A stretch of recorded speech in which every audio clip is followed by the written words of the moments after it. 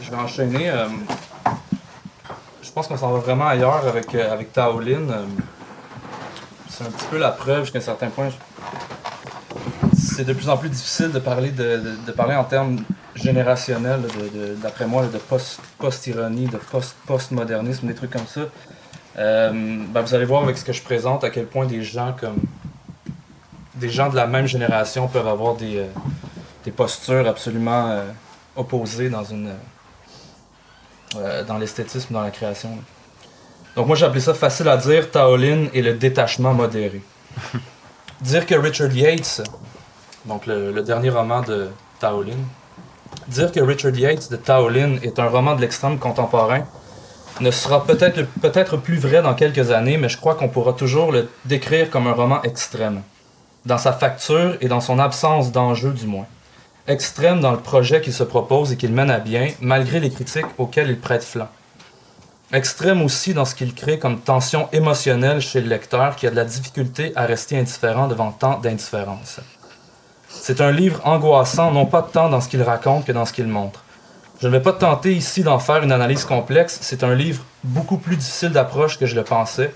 Je vais plutôt me contenter d'en aborder un des aspects qui m'a le plus marqué, soit son rapport au langage, pour qu'on puisse en discuter de façon plus générale après nos interventions. Je vous décris rapidement l'histoire pour ensuite vous parler un peu de Taolin, de sa posture, s'il en a une, comme artiste ou comme autiste, c'est difficile à dire, et de quelques angles par lesquels il peut être possible d'aborder un livre comme celui-ci. Richard Yates, un titre qui rend hommage ou qui se moque de, c'est difficile à dire, de l'auteur de Revolutionary Road, raconte l'histoire de Haley Joel Osment, pas le vrai évidemment, un jeune écrivain new-yorkais de 22 ans, et Dakota Fanning, pas la vraie non plus évidemment, une adolescente de 16 ans du New Jersey. Les deux se sont rencontrés sur Internet. Le lecteur ne sait pas quand ni dans quelles circonstances, puisque le roman commence en plein milieu d'une de leurs conversations sur Gmail Chat et qu'il n'y aura aucun retour en arrière.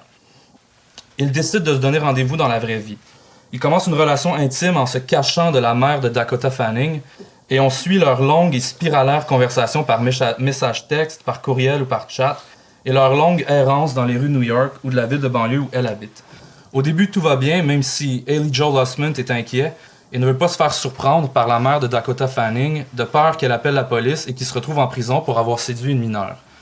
Ils se voient de plus en plus souvent, ils font des activités, ils parlent au téléphone, mangent dans des restaurants, ils volent des vêtements chez American Apparel, volent des objets de valeur pour les revendre sur eBay, se parlent et sont silencieux, se touchent et font du sexe. Mais de fil en aiguille, les choses s'enveniment entre eux et Haley Joel Osment commence à se plaindre à Dakota Fanning de ses mauvaises habitudes, de son manque de discipline, de son incapacité à respecter ses engagements. Il n'est plus certain d'avoir envie d'être avec elle. Il se demande pourquoi elle ne lui plaît pas autant quand il est avec elle que quand il parle sur le chat. Il lui écrit dans un long courriel.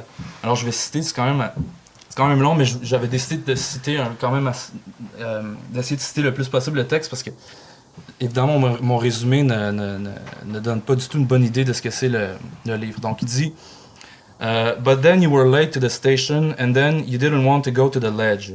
When we got to the buses, you didn't want to go on the buses. I walked around trying to figure out if I should get back to New York. When we got off the train at Hoboken, you didn't take off your headphones even when you tried to ask me how to buy a ticket for the PATH train. I really hate that. During this time, I would always like you more when we talked on Gmail chat and not when I saw you in person. I'm horrible for caring so much about weight, but obviously I need to be physically attracted to someone or else some part of the relationship is not fulfilled. And also I talked about what I think when I see an overweight person in a relationship. So after seeing you, I would always think I'm not going to be with her anymore.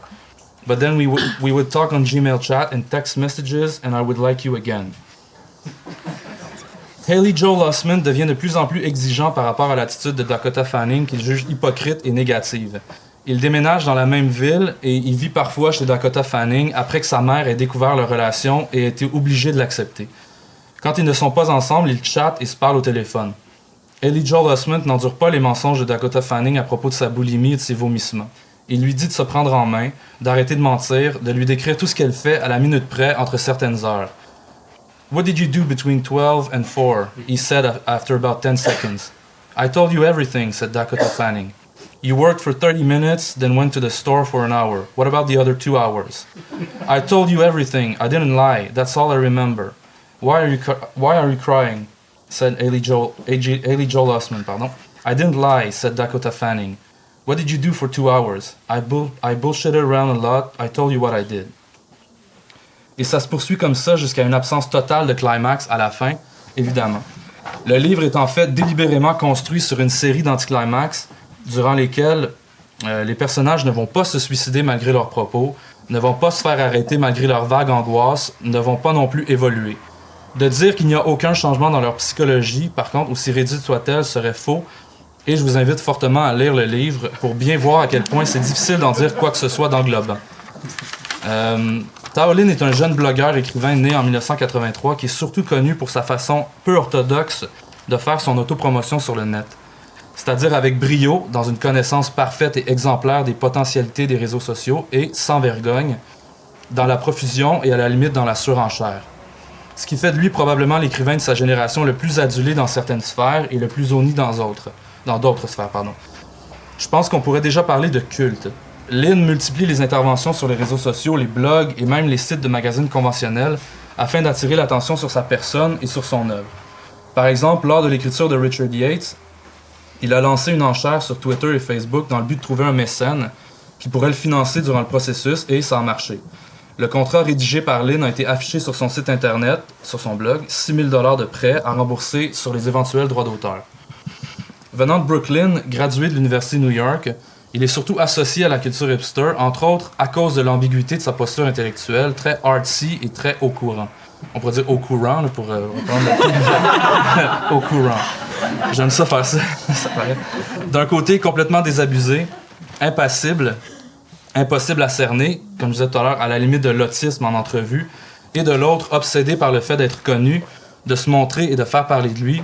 Tao Lin est pour moi l'écrivain qui représente le mieux la complexité des enjeux qui entourent la culture contemporaine, d'abord parce qu'il les évacue délibérément de son travail et de son esthétique, et ensuite parce qu'il nous glisse entre les doigts dès qu'on tente de lui accoler une définition ou de le caser dans une catégorie trop précise. Son œuvre, et par là j'entends l'ensemble de sa présence médiatique, que ce soit en livre ou sur Twitter, est à la fois indigeste et essentielle, et c'est ce qui nous oblige à en parler. Même si, encore une fois, c'est impossible de tenir un quelconque discours sur un objet qui nie à ce point l'efficacité de tout discours. Tout le monde a vu passer cette image virale sur Facebook montrant une série de choses qu'on faisait in the old days and now. D'un côté, on voit les personnages dans le bon vieux temps, listening to music, chatting with friends, watching movies, complètement excités de faire ces activités, et de l'autre côté, représentant le monde actuel, on voit la même image répétée, exactement pareil, d'un bonhomme allumette avec un visage sérieux, devant son écran avec des écouteurs sur la tête. Vous voyez ce que je veux dire? On a tous vu passer cette image, on l'a fait circuler à notre tour parce qu'on la trouvait très drôle et très représentative jusqu'à un certain point. L'espèce de neutralité extrême représentée par le visage inexpressif du personnage était très juste et c'est ce qui paradoxalement la rendait hilarante. On s'est tous esclaffés et on a partagé le lien pour que les autres le voient et rient et partagent à leur tour. Personnellement, je suis souvent crampé quand je suis devant mon écran. Mon expression faciale change de minute en minute, mais ce qui m'a fait rire dans cette image précise, et une autre aussi que vous avez peut-être vue, qui montrait ce même bonhomme allumette de face, avec les yeux sérieux, une bouche droite, le menton à côté sur la main gauche et la main droite sur la souris, avec la légende « You at this exact moment ». Ça, je l'ai trouvé très drôle. En tout cas, ce qui m'a fait rire, donc, c'est précisément la représentation de ce moi impassible et sérieux face à mon écran d'ordinateur. L'adjectif « serious » pour décrire le visage de quelqu'un est un de ceux qui revient le plus dans la narration du roman Richard Yates, suivi de près par « neutral ». Les deux personnages, quand ils parlent ou quand ils chattent sur Gmail, se décrivent eux-mêmes comme « sad »,« depressed »,« happy »,« fucked up »,« suicidal », mais la narration se veut beaucoup moins expressive. « She looked at him with a neutral facial expression » est un exemple typique de description émotionnelle. Le fait de parler de facial expression au lieu de face est aussi caractéristique. C'est une manière d'enlever leur humanité mélodramatique aux sujets qui sont décrits, de leur mettre un masque taillé sur mesure par les conventions sociales d'un discours qui a perdu toute qualité communicative. Autrement dit, dans le monde tel que décrit dans Richard Yates, la blank face est l'unique visage possible parce que toute autre expression est une tentative de signification vouée à l'échec par défaut. Vouloir signifier quelque chose est impossible. La fin des grands récits nous l'a démontré, l'échec des utopies nous l'a prouvé, l'histoire, la politique, les médias, le net ne cessent de nous répéter. Je tiens à préciser que ce que je viens de dire est évidemment une interprétation de ma part, puisqu'en aucun cas le livre ne tombe dans une quelconque justification ou explication de ce qu'il met de l'avant, comme ça aurait pu être le cas chez des écrivains de la génération précédente comme Bret Easton Ellis ou Douglas Coupland, à qui on compare beaucoup Taolin. Chez lui, même devenir un tueur fou qui décapite des prostituées est considéré comme une forme d'engagement social illusoire. Un cri adolescent désespéré comme « fuck the world » ne peut s'écrire qu'entre guillemets parce qu'il n'est que la reproduction d'une sincérité pathétique. Les personnages regardent donc le monde se débattre autour d'eux et se sentent tristes, entre guillemets, parce que les gens n'ont pas encore compris qu'il était inutile de vouloir dire quoi que ce soit. On peut parler, certes, on peut écrire, mais il faut parler pour parler et écrire pour écrire. Parler et écrire ne peuvent être autre chose que des fins. La communication n'est pas un tremplin, mais une arène fermée, une joute dans laquelle on peut dire « I don't know » à propos de n'importe quoi, de ce qu'on ressent à un moment précis ou de ce qu'on pense de la situation au Moyen-Orient, mais jamais « what do you mean ?» Parce que d'avouer ne pas avoir compris l'autre, dans toutes les strates de son discours, ironique ou non, ce serait laisser croire qu'il y avait quelque chose à soutirer de son affirmation. Les deux protagonistes ont une expression pour décrire le genre de personne un peu pathétique qui n'a pas encore compris ça. Party Girl. Je cite le roman. Et là, je l'ai dit avec beaucoup trop d'émotion, d'ailleurs, Party Girl. Hein. Il faut pas dire ça. J'ai dit Party Girl, c'est pas comme ça qu'il le prononce. Haley Joel Osment said Party Girl, which was a term they had for people who did not speak in a quiet monotone and were not severely detached. Inanimate objects and situations and animals and boys could also be party girls. Richard Yates est un roman d'une vacuité intellectuelle pure, au sens où ce qu'il met en scène, c'est une dissolution complète de ce qu'on considère comme la force du langage, ou la puissance de la littérature à dégager et à explorer des émotions à travers le langage. Ce n'est pas une explication, mais plutôt une démonstration. Et c'est en cela que c'est peut-être un bon livre, un livre réussi au moins. Qu'il soit celui de la narration ou celui des protagonistes, le langage ici est lisse, plat, exclusivement descriptif au sens où on le regarde et on l'observe comme de loin, sans focalisation, sans pouvoir s'en emparer. On s'en sert pour dire des choses qui n'ont pas d'autre but que d'être dites parce qu'elles n'ont jamais été dites ou parce qu'elles ont déjà été dites tant de fois qu'elles ne veulent plus rien dire. Bon, j'avais une longue citation, mais je vais la passer, là. Mais en gros, Haley Joel Osment dit à Dakota Fanning pour convaincre sa mère de la laisser aller à New York pour le rejoindre. Il lui dit quelque chose comme Ask her, tell her she puts stress on herself by trying to control you instead of giving you freedom, which is what America is about, freedom. Puis là, elle répond I laughed and drooled a little, said Dakota Fanning. Tell her American and Canadian soldiers are fighting for your freedom and she's taking that God-given right away from you. Does she believe in God? En deçà ou au-delà de ce langage blanc qui est donc le symbole même de la superficialité, mais qui reste tout de même la seule façon d'appréhender l'autre, un total détachement émotif face à ce qui les entoure devient la posture obligatoire des personnages. Dans ce monde-là, tout est inversé, la profondeur ou la gravité deviennent des cul-de-sac et la superficialité devient la valeur suprême parce qu'elle est la seule valeur qui n'a pas de prétention. Elle ne cherche ni à changer les autres, ni à les juger. J'aurais aimé terminer en m'interrogeant sur ce que peut bien venir faire Richard Yates dans tout ça, mais je préfère me taire et laisser parler Taolin lui-même. Donc, dans une entrevue qu'il a donnée à la sortie du livre, I didn't know what to title it, and for a while it was titled Second Novel.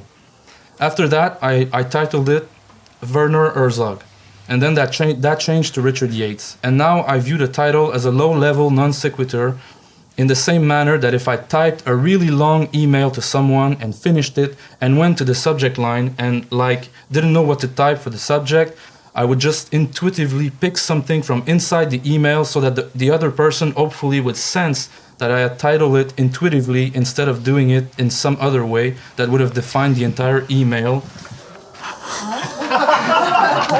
with a tone or one clear subject. Also, if you're like a PhD student in English and you look at each instance that Richard Yates is mentioned in the book, it has sort of its own narrative that one could analyze and write literary criticism about. Merci, Taolin.